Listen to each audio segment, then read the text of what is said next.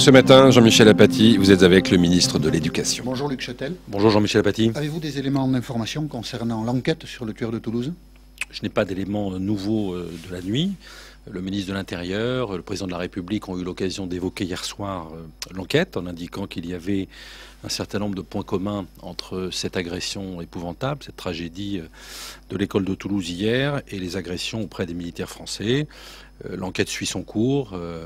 J'ai pu constater hier, avec le président de la République, qu'il y avait une mobilisation exceptionnelle des services de police autour de la justice pour retrouver ce meurtrier. Le plan Vigipirate a été hissé au niveau écarlate en Midi-Pyrénées. Cela veut dire concrètement pour la protection des écoles quoi? Alors ça veut dire une protection, j'allais dire sans précédent, puisque c'est la première fois qu'est activé ce plan écarlate. Ça veut dire présence policière devant ces établissements. Ça veut dire mesures de contrôle à l'entrée, filtrage. Et ça veut dire généralisation également devant toutes les écoles du plan Vigipirate, avec là encore mesures de renforcement. C'était le devoir de la République que de faire face, de lutter, de montrer qu'elle était présente pour que l'école continue à fonctionner. Est-ce un plan limité dans le temps, Luc Chatel, ou prévoyez-vous que ce plan puisse durer autant de temps que, par exemple, le tueur sera en liberté? J'allais dire que la réponse est dans votre question, c'est-à-dire c'est par définition un plan qui est amené à évoluer en fonction de la situation. Tous les moyens sont mis en œuvre pour retrouver l'assassin. En fonction de ces résultats, le gouvernement décidera de la suite du plan Vigipirate. Uniquement en Midi-Pyrénées, ce niveau écarlate, pourquoi ne pas l'étendre peut-être à la France entière, puisque des écoles juives, il y en a sur tout le territoire, et étant donné la menace qui pèse aujourd'hui, on se dit que peut-être le danger peut se déplacer très rapidement. Vous me permettrez de ne pas répondre à cette question, c'est une réponse qui touche particulièrement au contenu de l'enquête. Je ne suis pas ministre de l'Intérieur ni ministre de la Justice, et je pense que ce qui est important, c'est que tous les moyens soient mobilisés pour que dans les meilleurs délais, on retrouve cet assassin, auteur de cet acte, de ce crime ignoble. Vous serez tout à l'heure, Luc Chatel, avec le président de la République dans un collège à Paris à 11 h pour observer avec les personnes qui se trouveront dans cet établissement une minute de silence qui se déroulera dans l'ensemble des écoles en France. Pourquoi avoir voulu cette minute de silence aujourd'hui? D'abord parce que, en s'attaquant hier à l'école aux Arts à Torah de Toulouse, l'assassin en question s'est attaqué à une communauté, la communauté juive, il s'est attaqué à des enfants, il s'est attaqué à l'école de la République. Et c'est important que tous les républicains soient soudés face à cela et réagissent. Et c'était l'esprit du déplacement du président de la République hier matin, auprès des familles, bien sûr, auprès des victimes, auprès de la communauté juive, mais aussi auprès de l'ensemble des familles de France qui ont été bouleversées par ce drame. C'est donc important que ce matin, nous fassions face, que nous rendions hommage aux victimes. C'est d'abord un moment de recueillement, et puis peut-être l'occasion aussi d'évoquer ce drame, d'évoquer ces questions d'insécurité, l'évolution de la société.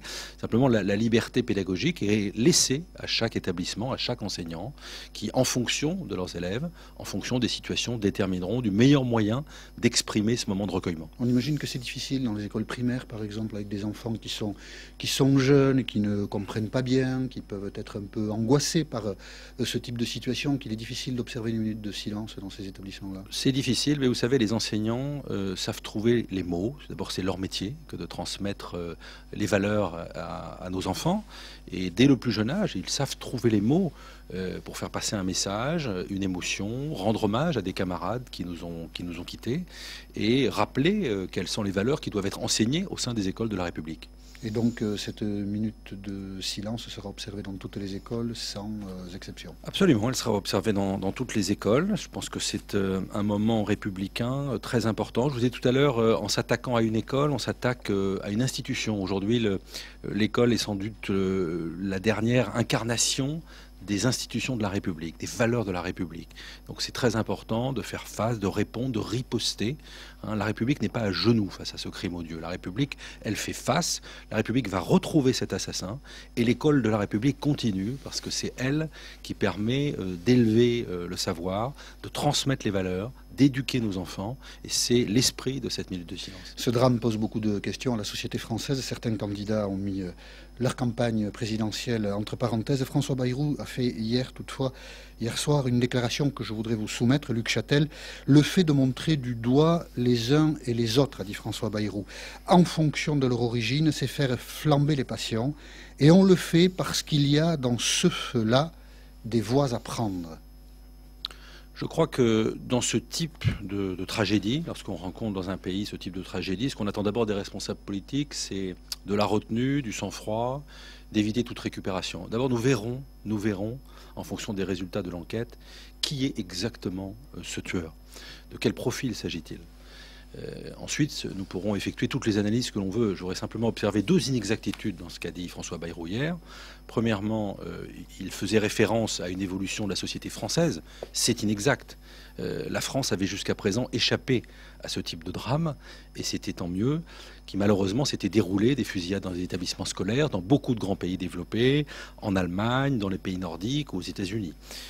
Deuxième élément, il sous-entendait que ce type de crime était en augmentation dans notre pays. Je veux rappeler que grâce à la mobilisation du gouvernement, des services de police et de gendarmerie, l'excellente coopération que nous entretenons avec la communauté juive, eh bien, nous avons fait baisser depuis 2 ans les actes et les insultes, les injures antisémites. Nous avons fait baisser de 17%. Donc le gouvernement est pleinement mobilisé face à ce fléau, mais c'est un combat de tous les jours, c'est un combat de tous les instants. On lance des sujets dans le débat, dit aussi François Bayrou, on prononce des mots qui roulent comme une avalanche et qui tombent parfois sur des fous.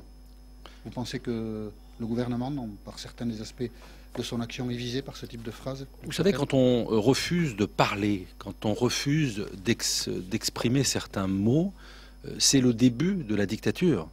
Lorsqu'on s'interdit de prononcer telle ou telle parole, lorsqu'on s'interdit de parler de tel ou tel problème, c'est le début du reniement, du renoncement. Donc ça n'est pas la façon dont nous considérons les choses. Et encore une fois, je pense que ce moment mérite un moment de concorde, d'unité nationale, comme nous l'avons vu tout au long de la journée d'hier, qui était, je crois, la bonne réponse face à ce drame épouvantable.